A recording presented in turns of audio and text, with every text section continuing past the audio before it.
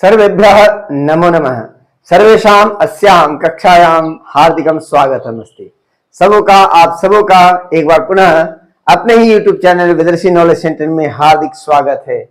पिछले दिनों हम लोगों ने कक्षा 8वीं के छात्रों ने मिलकर के षष्ठा पाठ पढ़ा था। षष्ठा पाठ में हम लोगों ने पढ़ा था, क्या पढ़ा था? मधुराणि वचनानि। क्या पढ़ा था? मधुराणि वचनानि। फर्स्ट टर्म में हम लोगों ने पढ़ा था मधुराणि वचनानि। अब इस सेकंड टर्म में हम लोगों को पढ़ना है, फर्स्ट टर्म में हम लोगों ने पढ़ा था सुवचनानि और अंत में हम लोगों ने पढ़ा था मधुर वचनानि।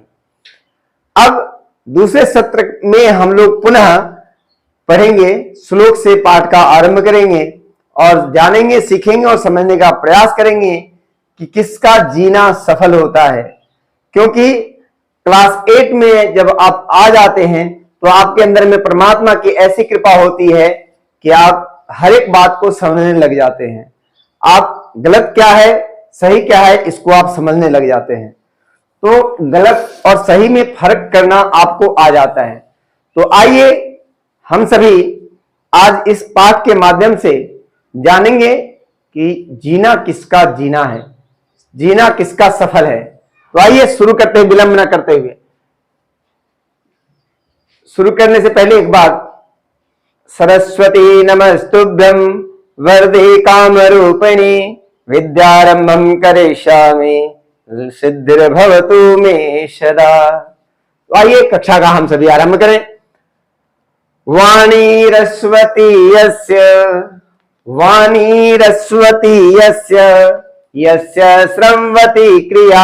देखिए यहां पर किसी भी श्लोक में 4 पद होते हैं, एक पद यहां तक, एक पद यहां तक और एक पद लक्ष्मी दानवती यस्य सफलं तस्य जीवितम। तो देखिए इसको इसी तरह से यदि आप पढ़ेंगे, श्लोक को श्लोक के तरीके से पढ़ा जाए तो याद करना श्लोकों को कोई कठिन कार्य नहीं है।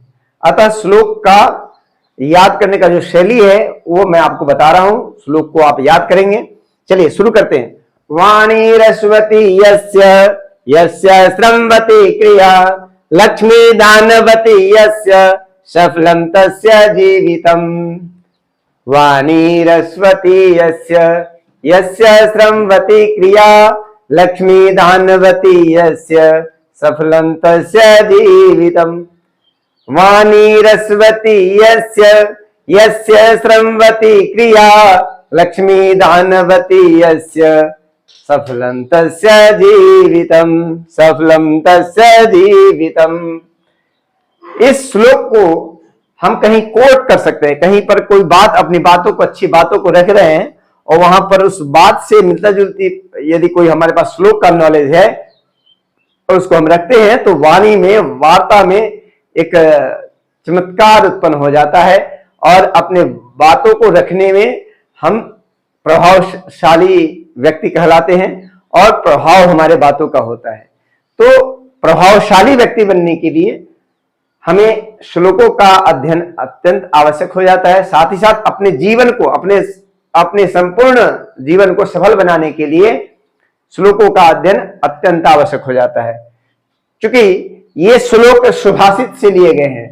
सुंदर भाषा में सुंदर सुंदर बातों को कहा गया एक पुस्तक है जिसका नाम है सुभाषितानि। उससे इन 2 श्लोकों को लिया गया है जिनको मैं आपको आज बताऊंगा, समझाऊंगा। तो अब इसमें श्लोक को समझने के लिए अन्वय को समझना अत्यंत आवश्यक हो जाता है।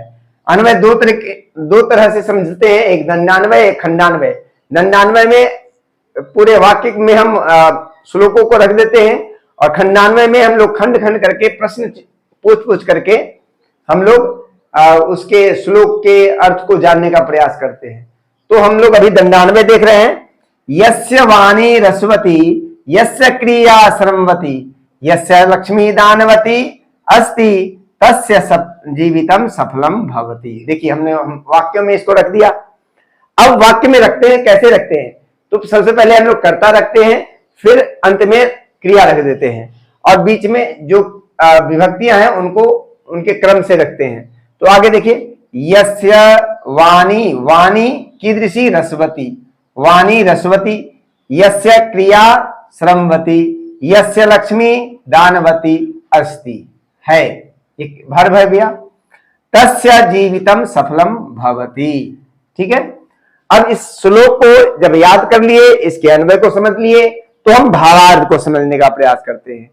यह मनुष्य सर्वदा मधुरम वदति, यह च सर्वाणि कार्याणि परिश्रमेण करोति, यह जनः अर्जितस्य धनस्य आवश्यकतानुसारं यथाशक्ति दानं करोति, स जीवने सर्वदा दानं करोति, सह जीवने सर्वदा सफलतां प्राप्नोति।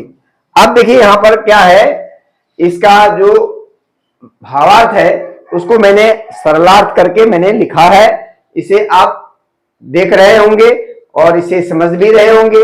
जो मनुष्य हमेशा मधुर बोलता है और जो सभी कार्यों को, जो मनुष्य हमेशा मधुर बोलता है, कैसा बोलता है? मधुर बोलता है। जो सभी कार्यों को परिश्रम से करता है, जो मनुष्य अर्जित धन का आवश्यकता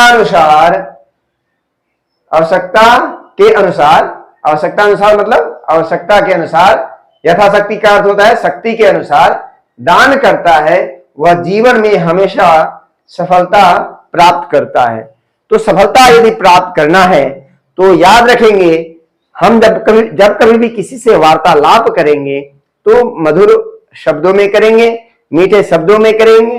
साथ ही साथ कभी भी परिश्रम से अपने को जी नहीं चुराएंगे, परिश्रम अवश्य करेंगे और हमारे पास में ऐसा कार्य करेंगे कि हमारे पास में इतनी लक्ष्मी हो जाए कि हम आवश्यकता पड़ने पर किसी औरों का भला कर सके। तो ऐसा जो कोई भी करता है, विचारता है और उस पर अनुसरण करता है, तो उसका जीना जो है सार्थक हो जाता है। इस दुनिया में जो कोई आता है उसका जीना यदि सार्थक नहीं हुआ तो पुनः वो आवागमन के चक्र में पड़ जाता है, पुनः जन्म लेता है, पुनः मरता है, पुनरपि जननम पुनरपि मरणम, पुनः जन्म लेता है, पुनः मरता है। परंतु आवागमन के चक्र से ऊपर उठने के लिए हर किसी को चाहिए कि सदैव मधुर वाणी बोले, परिश्रम से युक्त कार्य करें और लक्ष्मी इतनी कमाएं कि आवश्यकता पड़ने पर किसी को हम सहयोग कर सके, किसी के काम आ सके। आइए दूसरे श्लोकों को हम लोग देखते हैं। क्षुधा समम नास्ति शरीर पीडनम। अब देखिए मैंने इसको श्लोक को लय देने का प्रयास किया है और आपको भी अच्छा लगेगा, मेरे साथ आप बोलेंगे और गुनगुनाएंगे तो बहुत अच्छा लगेगा। चलिए आइए शुरू करते हैं। क्षुधा समम नास्ति शरीर पीडनम, चिंता समम नास्ति शरीर शोषणम, विद्या समम नास्ति शरीर भूषणम, क्षमा समम नास्ति शरीर रक्षणम, विद्या समम नास्ति शरीर भूषणम, क्षुधा समम नास्ति शरीर पीडनम, चिंता समम नास्ति शरीर शोषणम, विद्या समम नास्ति शरीर भूषणम, क्षमा समम नास्ति शरीर रक्षणम, क्षुधा समम नास्ति शरीर पीडनम, चिंता समम नास्ति शरीर शोषणम, विद्या समम नास्ति शरीर भूषणम, क्षमा समम नास्ति शरीर रक्षणम। सब में द्वितीय विभक्ति का प्रयोग किया गया है। क्षुधा समम नास्ति शरीर पीडनम, चिंता समम नास्ति शरीर शोषणम, विद्या समम नास्ति शरीर भूषणम, क्षमा समम नास्ति शरीर रक्षणम, क्षमा समम नास्ति शरीर रक्षणम, क्षमा समम नास्ति शरीर रक्षणम, क्षमा समम नास्ति शरीर रक्षणम, क्षुधा समम नास्ति शरीर पीडनम, चिंता समम नास्ति शरीर शोषणम, विद्या समम नास्ति शरीर भूषणम, क्षमा समम नास्ति शरीर रक्षणम। तो इस तरह से आप इस श्लोक को बार बार दोहराएंगे तो निसंदेह आपको याद हो जाएगा। क्षुधा समम नास्ति शरीर पीडनम, चिंता समम नास्ति शरीर शोषणम, विद्या समम नास्ति शरीर भूषणम, क्षमा समम नास्ति शरीर रक्षणम। तो आइए अन्वय देखते हैं, याद हो गया होगा। चलिए अन्वय देखते हैं। क्षुधा समम शरीर पीडनम न अस्ति। देखिए पूरा सरल वाक्य है। क्षुधा समम शरीर पीडनम न अस्ति, चिंता समम शरीर शोषणम न अस्ति, विद्या समम शरीर शोषणम न अस्ति, क्षमा समम शरीर रक्षणम न अस्ति। तो इसमें बिल्कुल स्पष्ट है। क्या स्पष्ट है? इस संसार में बुभुक्षया, भूख के जैसा, बुभुक्षया सदृशम, भूख के जैसा शरीर के लिए कुछ भी पीड़ा अत्यंत कष्टदायक नहीं है, कुछ भी नहीं है। चिंता इव शरीरस्य नाशकम किमपि न भवति।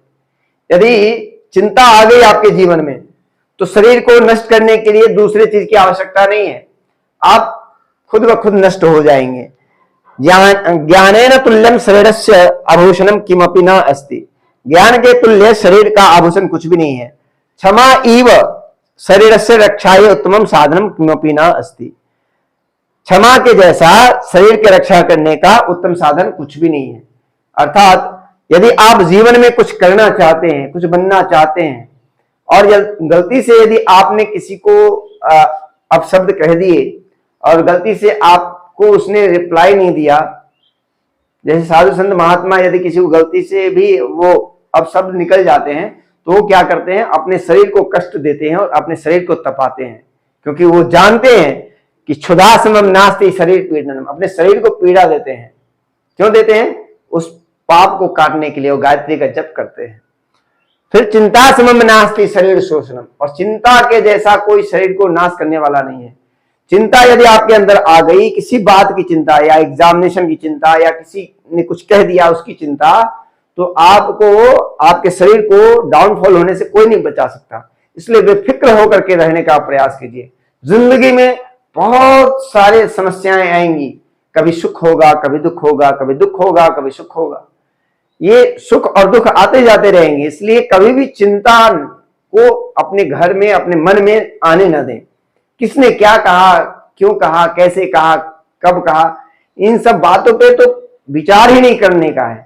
सिर्फ आगे ही आगे बढ़ते जाना है, अपने लक्ष्य को निर्धारित करना है, अपने लक्ष्य पर ध्यान केंद्रित करना है। जीवन में कुछ करना है, कुछ बनना है, तो अपने मन से हर एक प्रकार के जो चिंताएं आती हैं उन्हें आप निकाल फेंकिए। विद्या समम नास्ति शरीर भूषणम, तो विद्या के जैसा कोई भूषण ही नहीं है। मतलब आपके पास में there is no any requirement of any ornaments of the gold. ठीक है, किसी भी प्रकार का स्वर्ण कान में लगाते हैं, नाक में लगाते हैं, ये जो अपने आप को सुशोभित करने के लिए लगाते हैं, या हाथ में कड़ा पहनते हैं, घड़ी पहनते हैं, चैन पहनते हैं, अपने को शोभा बढ़ाने के लिए, ये शोभा नहीं है। सबसे बड़ी शोभा ये है कि आप एक नॉलेजेबल पर्सन बने, आप एक विद्वतापूर्ण व्यवहार करें, विद्वान बने, सभी विषयों की आवश्यकता अनुसार जानकारी रखें, तो आपके अंदर में वही आपकी आभूषण है। ठीक है। क्षमा समम नास्ति शरीर रक्षणम, और क्षमा के जैसा तो कोई शरीर का रक्षा करने वाला ही नहीं है। यदि क्षमा कर दिया होता तो महाभारत न होता, क्षमा कर दिया होता तो महाभारत न होता, और यदि क्षमा कर दिया होता तो ये विश्व युद्ध ना होता। तो इसलिए किसी ने आपको यदि कुछ कह दिया, गलती से भी कुछ कह दिया, गलती मानते हैं कि गलती उसी की रही हो, परंतु there is no any requirement to discuss each other. ठीक है, आपस में बहस करने की आवश्यकता नहीं है। आप बिना कलह किए, बिना किसी प्रकार के द्वंद्व में पड़े, आप उससे बाहर निकलने का प्रयास कीजिए। यदि आप झगड़े में पड़ जाएंगे तो आपकी जो गति है, आपकी जो प्रगति है, वो रुक जाएगी। इसलिए क्या कहा? चिंता एव शरीरस्य नाशकम किमपि न भवति, ज्ञानेन तुल्यम शरीरस्य आभूषणम किमपि न अस्ति, क्षमा एव शरीरस्य रक्षाय उत्तम साधनम किमपि न अस्ति। तो इस संसार में भूख के जैसा शरीर के लिए कोई भी दूसरा कष्ट देने वाला नहीं है, चिंता की तरह शरीर का नाशक करने वाला कोई नहीं है, कुछ भी नहीं होता। ज्ञान के जैसा शरीर का आभूषण कुछ भी नहीं हो सकता, नहीं है। और क्षमा की तरह शरीर की रक्षा करने के लिए उत्तम साधन कुछ भी नहीं है। तो इस तरह से इन 2 श्लोकों को आप अपने नोटबुक में लिखेंगे। फिर दूसरी कक्षा में हम सभी और अन्य श्लोकों के साथ उपस्थित होंगे। तब तक के लिए आप स्वस्थ रहें, कुशल रहें, मंगल रहें। इन्हीं कामनाओं के साथ मैं अपनी वाणी को विराम देता हूं। मेरे साथ बोले, जय तु संस्कृतम, जय तु भारतम। धन्यवाद।